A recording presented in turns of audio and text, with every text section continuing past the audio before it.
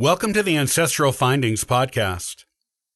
The Washington Monument is one of the most recognized pieces of architecture in the United States.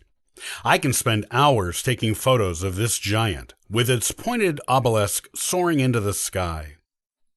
Here are the interesting details on the Washington Monument, its history, architecture, and construction.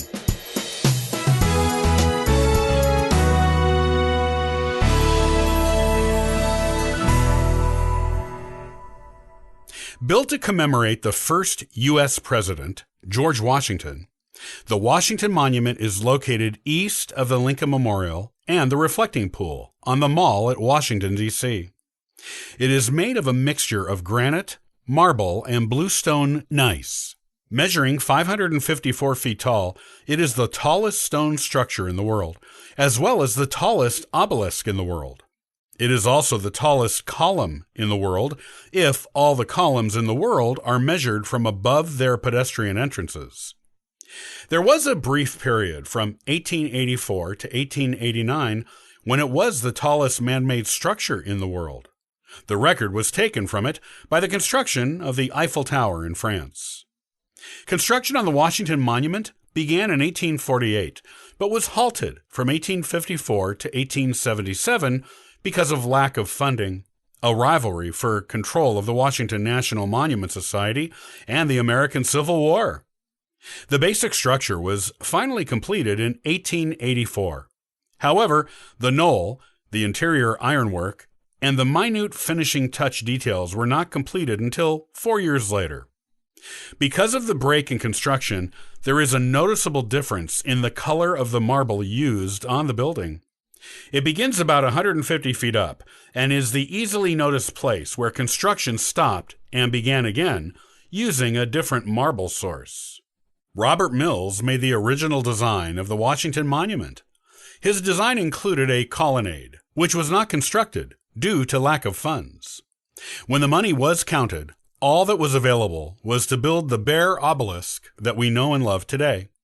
The cornerstone of the structure was placed on July 4, 1848, in a symbolic celebration of the founding of the nation Washington helped lead into existence.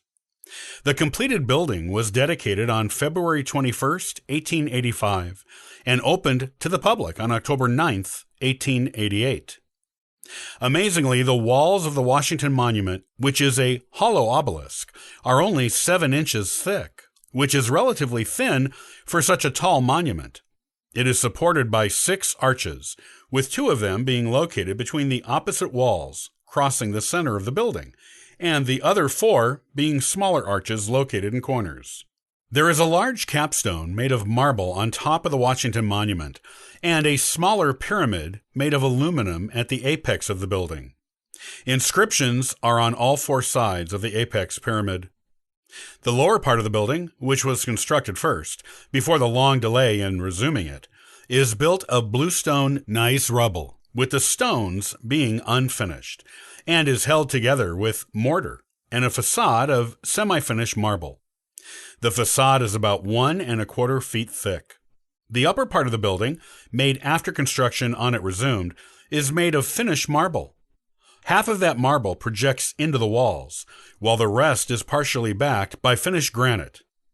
It is undoubtedly a striking building to look at, and is visible for miles around. It has become as associated with Washington, D.C. as the White House, the Capitol Building, and the Lincoln Memorial. It is arguably a more famous and recognizable building than those 3 others.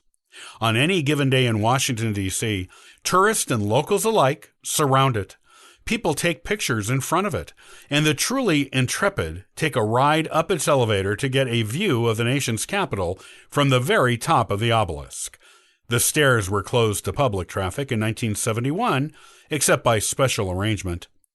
Even without the originally proposed colonnade, the Washington Monument is a memorable and striking building to anyone who has seen it in person, in a book, or on TV or film. It is instantly memorable and identifiable as a building located in Washington, D.C. Inside the Washington Monument is a set of iron stairs that go up in a spiral along the walls. An elevator is located in the center of the structure. supported by 4 columns of iron that are only there for that and do not support the obelisk. There are 50 sections to the stairs, which are mostly located on the north and south walls of the building.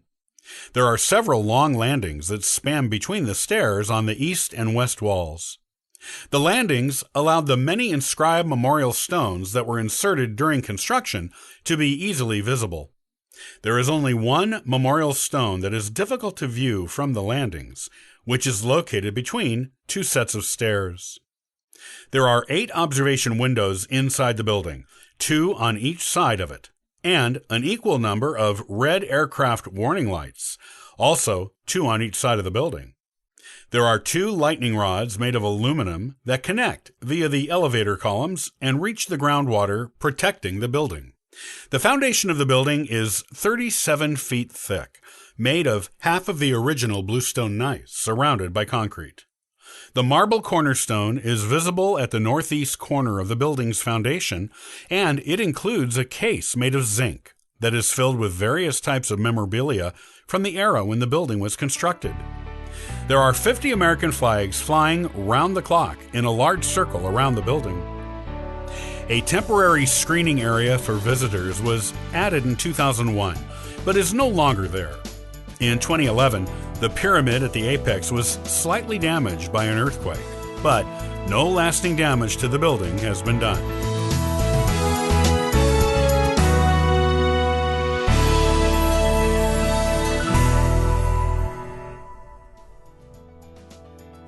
Thanks for listening to the Ancestral Findings podcast.